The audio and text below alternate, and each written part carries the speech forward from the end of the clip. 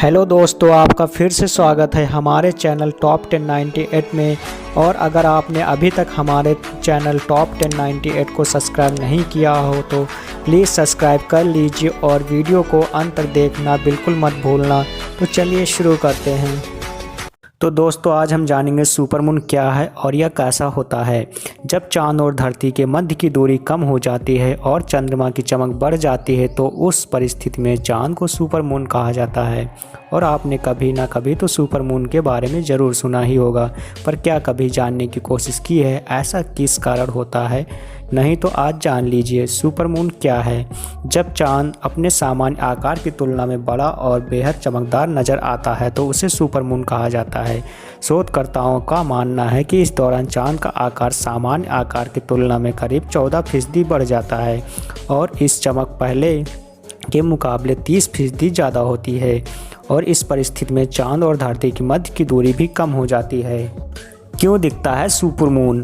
अगर विज्ञान के अनुसार इसे समझे तो धरती से चांद की दूरी लगभग 4,06,692 किलोमीटर की है और विज्ञान की भाषा में वैज्ञानिकों द्वारा इस दूरी को एपोजी कहा जाता है। वहीं जब चंद्रमा और पृथ्वी सूरज के चारों ओर चक्कर लगाते हुए एक दूसरे के करीब आ जाते हैं तब इन दोनों के मध्य की दूरी 3,56,500 किलोमीटर होती है, जिसे वैज्ञानिकों द्वारा पेरिजी कहा जाता है। इस दौरान जिस दिन चांद और धरती एक दूसरे के सबसे करीब होते हैं उसी दिन सुपरमून दिखाई देता है। पहली बार कब देखा गया था सुपरमून? नासा, जो कि अमेरिकी अंतरिक्ष एजेंसी है, उसके अनुसार साल 1979 में सबसे पहली बार सुपरमून देखा गया था। जब से ही यह पहली बार अस्तित्व में आया था और लोगों को सुपरमून के बारे में पता चला था जब एस्ट्रोनॉमर्स ने इसे पेरिजीन फुल मून नाम दिया था और बाद में इसका नाम सुपरमून रखा गया।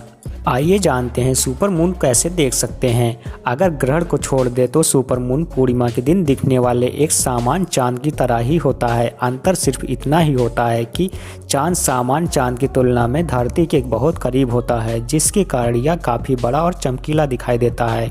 और आपको इस सुपरमून को देखने के लिए किसी खास तरह के लेंस या फिर किसी खास अन्य उपकरणों की ज़रूरत नहीं होती है। इस चांद को आप अपने घर की बालकनी या छत से बहुत आसानी से देख सकते हैं। फैक्ट नंबर 2, दुनिया की सबसे लग्जरी कार और इसकी खासियत के बारे में आइए जानते हैं। एक बढ़िया कार रखने का अरमान तो हर आम इंसान रखता है और काफ़ी हद तक इस अरमान को पूरा भी कर लेता है। वहीं रईस लोग एक से बढ़कर एक नए मॉडल और फीचर्स की गाड़ियाँ अपने घर के बाहर खड़ी रखने का शौक़ रखते हैं।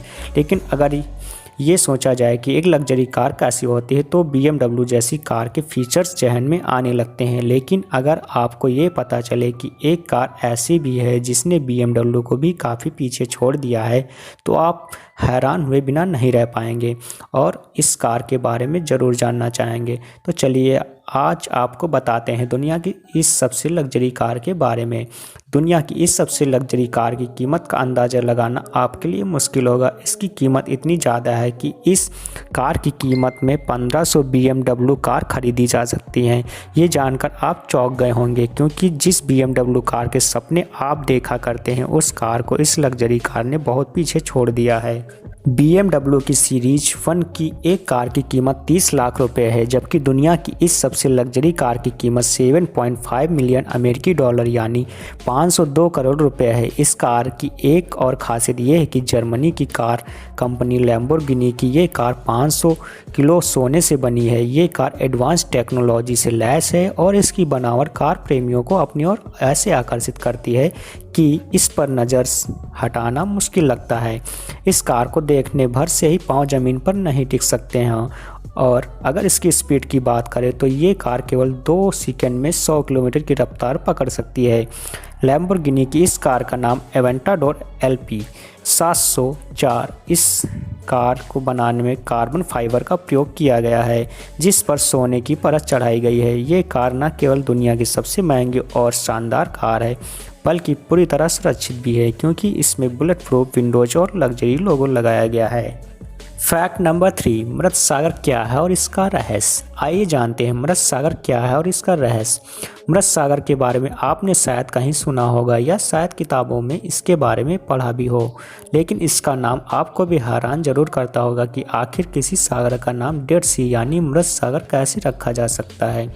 लेकिन इससे जुड़े किस्से और इस सागर की खूबियाँ भी इसके नाम की तरह काफ़ी दिलचस्प हैं, जिन्हें जानकर आपको इस डेड सी के बारे में बहुत कुछ पता चल जाएगा। तो चलिए आज जानते हैं मृत सागर से जुड़े रहस्यों को।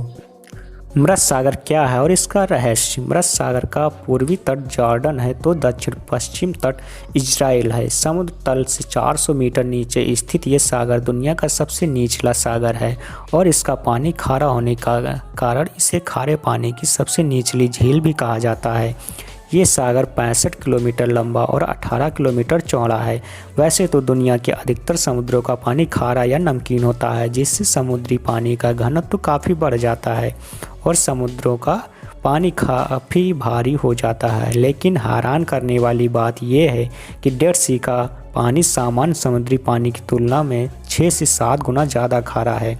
इसका पानी न केवल खारा है बल्कि इसमें calcium, zinc, sulphur, potash, bromide, magnesium जैसे खनिज लवण भी मौजूद हैं, जिसके कारण इस सागर के नमक का इस्तेमाल खाने के लिए किया नहीं जा सकता है। नमक की अधिकता के कारण ही इसमें मछली और दूसरे समुद्री जीव जीवित नहीं रह पाते हैं और अगर अनजाने में कोई समुद्री जीव इस सागर में आ जाता है तो तुरंत उसकी मौत हो जाती है। समुद्री जीवों के अलावा यहाँ जलीय पौधे भी नहीं पनप पाते हैं, सिर्फ कुछ बैक्टीरिया और शैवाल ही यहाँ पाए जाते हैं। इसी वजह से इस सागर को मृत सागर कहा जाने लगा और ये नाम एक ग्रीक लेखक द्वारा दिया गया था। इसका घनत्व इतना ज़्यादा है कि अगर कोई व्यक्ति इस सागर में सीधे लेट जाए तो वो व्यक्ति डूबेगा नहीं और बिना किसी डर के आसानी से तैर सकेगा। इस सागर की ऐसी अनोखी खूबी की वजह से इसे 2007 में विश्व के 7 अजूबे में चुने गए 28 जगहों की लिस्ट में शामिल किया गया था। इस मृत सागर में नदियों और बारिश के जरिए ताज़ा पानी भी आता रहता है, लेकिन यहाँ का वातावरण और हवा बहुत शुष्क है और तापमान भी पूरे साल गर्म ही बना रहता है, जिसके कारण वाष्पीकरण तेज़ी से होता है और हर साल इस मृत सागर का पानी 1 मीटर से ज़्यादा कम होता जाता है, जिससे सागर की लवणता बढ़ती जाती है। मृत सागर का नमक भले ही हमारे खाने के लिए उपयुक्त नहीं है, लेकिन इसका इस्तेमाल औषधियों और उर्वरक बनाने के लिए किया जाता है। वैज्ञानिकों के अनुसार इस सागर में मिलने वाला नमक और खनिज लवण हमारे लिए बहुत कीमती और उपयोगी साबित हो सकते हैं। इसमें मौजूद औषधीय गुणों के चलते कई लाइलाज रोगों के इलाज के लिए मृत सागर के पानी का इस्तेमाल किया जाता है, जिनमें सोराइसिस, गठिया, एक्जिमा, चकत्ते पड़ने जैसे त्वचा रोग और पुराने घावों के उपचार शामिल हैं। इसके पानी में मौजूद नमक और खनिज मिलकर ब्लड सर्कुलेशन को ठीक करके तनी हुई नसों को राहत पहुंचाते हैं। आज मृत सागर एशिया के मेडिकल टूरिज्म के रूप में आकर्षण का केंद्र बनता जा रहा है। इसके निकट पर्यटन केंद्र और स्वास्थ्य केंद्र भी खोले गए हैं और इस सागर के किनारे काली मिट्टी और नमक से मड थेरेपी और कई तरह के स्पा के जरिए भी इलाज किए जाने लगा है। अब आप जान चुके हैं कि मृत सागर का नाम मृत सागर कैसे पड़ा। साथ ही हमने ये जाना कि अनुपयोगी लगने वाली चीज़ें भी कुछ न कुछ उपयोग तो ज़रूर रखती हैं, बिल्कुल मृत सागर की तरह। जैसे अनुपयोगी लगने वाली चीज़ें भी कुछ न कुछ उपयोग तो जरूर रखती हैं, बिल्कुल मृत सागर की तरह, जिसे इसके खारे पानी के कारण लंबे समय तक अनुपयोगी समझा जाता है।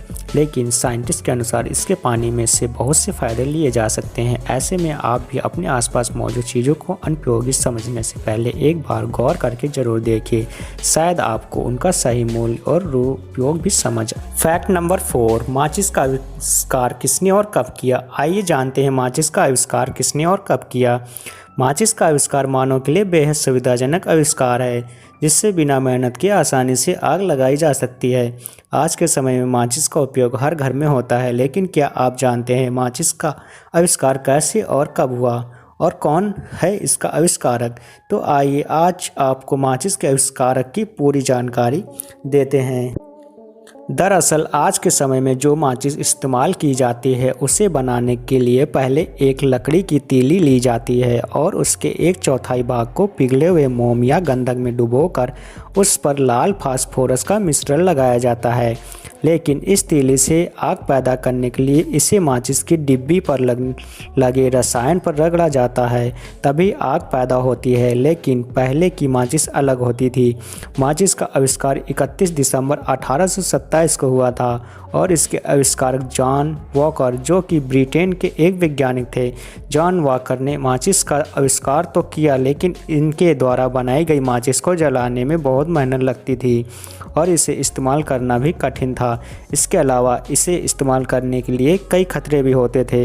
इस माचिस को बनाने के लिए लकड़ी की तीली में एंटीमनी सल्फाइड, पोटासियम क्लोरेट, बबूल का गोंद या स्टार्च लगाया जाता था और इससे आग जलाने के लिए इसे रेगमाल पर रगड़ा जाता था, जिससे मसाला जल उठता था। लेकिन ऐसे में इससे चिंगारियाँ छिटकती थी और छोटे छोटे विस्फोट होते थे जो कि सुरक्षित नहीं थे।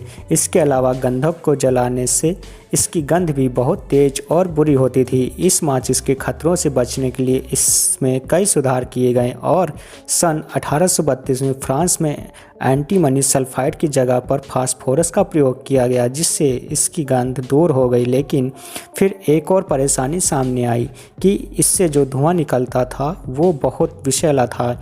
इस विषैले धुएं से कारखानों में काम करने वाले कई श्रमिक में रोग फैलने लगा और कई लोगों की मौत भी हो गई। इसके बाद 1855 में स्वीडन के ट्यूबकर ने इस दूसरे रासायनिक पदार्थों के मिश्रण का इस्तेमाल कर एक सुरक्षित माचिस बनाई, जिनका आज तक इस्तेमाल किया जा रहा है। भारत में माचिस का निर्माण 1895 से शुरू हुआ, लेकिन ये माचिस विदेश से बनकर आती थी और फिर 1927 में शिवकाशी में नाडार बंधुओं द्वारा स्वदेशी माचिस का उत्पादन शुरू किया गया, जिसका पहला कारखाना अहमदाबाद में खोला गया। फैक्ट नंबर 5, डॉक्टर सफ़ेद कोट ही क्यों पहनते हैं? आइए जानते हैं डॉक्टर सफ़ेद कोट ही क्यों पहनते हैं। हॉस्पिटल एक ऐसी जगह है जहां कोई नहीं जाना चाहता, लेकिन अगर जीवन है तो बीमारी भी है और बीमारी में हमें हॉस्पिटल की तरफ रुख करना ही पड़ता है, जहां डॉक्टर्स हमारी सेहत का ख्याल रखते हैं और उचित इलाज में हमें स्वस्थ रखते हैं। लेकिन जब भी किसी डॉक्टर के पास जाते हैं तो एक बात गौर करने वाली होती है और वो है उनका कोट, जो कि सफ़ेद रंग का होता है। आप चाहे किसी भी डॉक्टर के पास चले जाएं, सभी हमेशा सफ़ेद रंग का कोट ही पहन कर रखते हैं। लेकिन क्या आपको पता है ऐसा क्या कारण है कि डॉक्टर का ये कोट सफ़ेद रंग का ही क्यों होता है, किसी दूसरे रंग का क्यों नहीं होता है? दरअसल डॉक्टर के सफ़ेद रंग के कोट के पीछे खास वजह होती है, जिनसे शायद बहुत से लोग अनजान होते हैं। तो आइए आज इसी बारे में आपको विस्तार से बताते हैं, डॉक्टर सफ़ेद कोट ही क्यों पहनते हैं। सफ़ेद कोट आज हमारे डॉक्टरों की पहचान बन गया है और ये सिलसिला आज का नहीं, काफ़ी समय से चला आ रहा है और अब शायद इस पहचान को बदलना मुश्किल होगा। दरअसल चिकित्सा में साफ सफाई का काफ़ी महत्व होता है और डॉक्टर्स के सफ़ेद कोट भी सफाई की निशानी होती है। सफ़ेद कोट पर छोटी सी भी गंदगी साफ नज़र आती है और ऐसे में ये इस बात का संकेत होता है कि अब इसे बदल लेना चाहिए।